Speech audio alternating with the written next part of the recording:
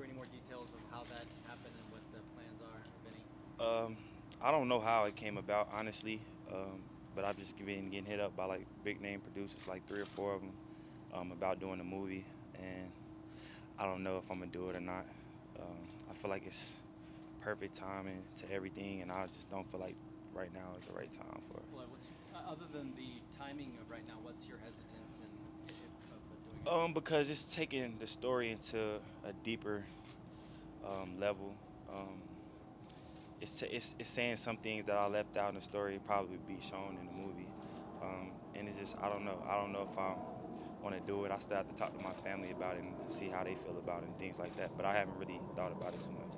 Do you expect to be featured on Hard Knocks in that sense now that you know what you're coming?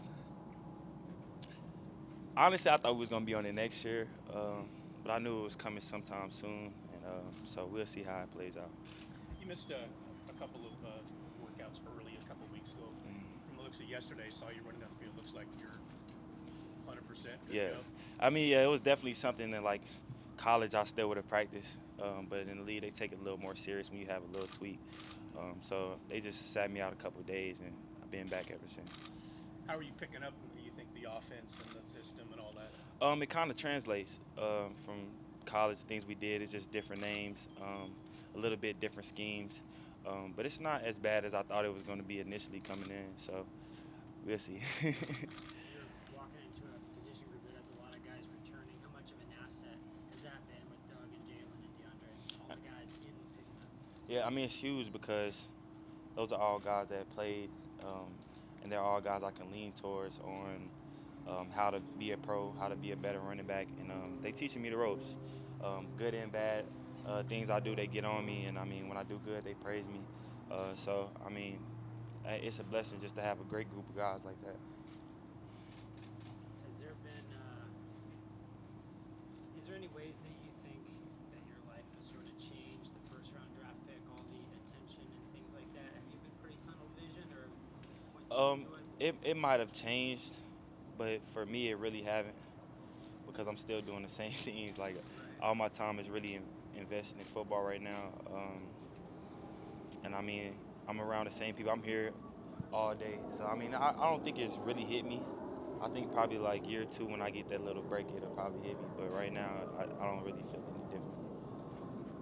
How eager are you to show, you can get into training camp and show that you can be like pretty much an every down back, and in terms of you at Alabama, you split a lot of Hmm. time there. Now there could be a possibility here of you being like a, 250 carry guy with 50 catches, that kind of thing. It's definitely huge. That's definitely something that I kind of push myself towards every day. I try to work hard every day so I can be able to withstand that.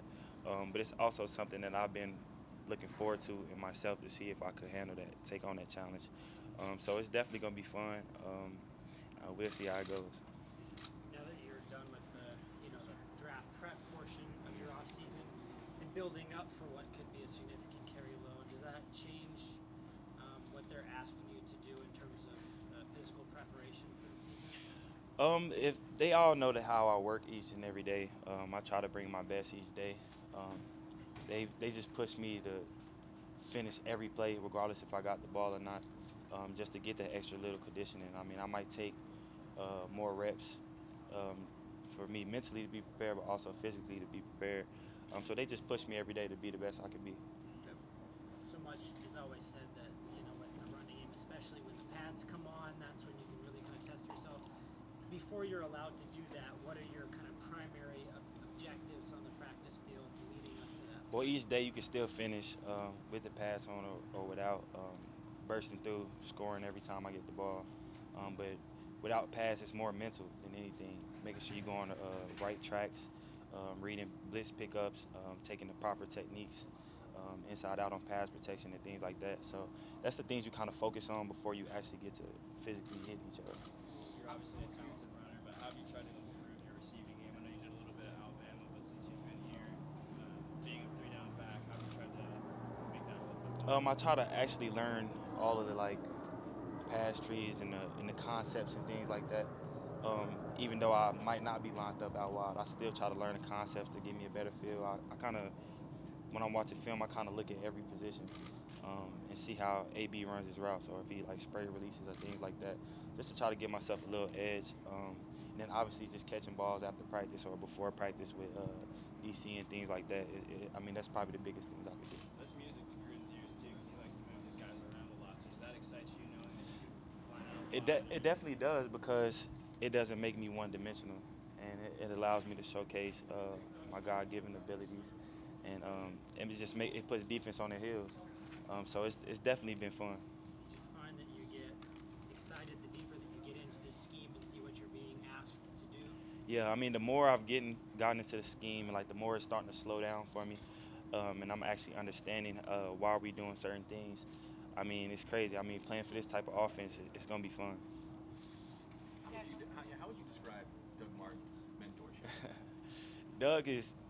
Doug is cool, man. I mean, he showing me the ropes right now. Whenever I mess up or whenever he sees something that he thinks I didn't see, he kind of lets me know. And we play video games outside of here and things like that. But he's just definitely just been like a big brother figure. Whenever I need him, whether it's in life or anything, rookie stuff, people coming at me, things like that, he's always there with some advice. So, I mean, he's been huge for me.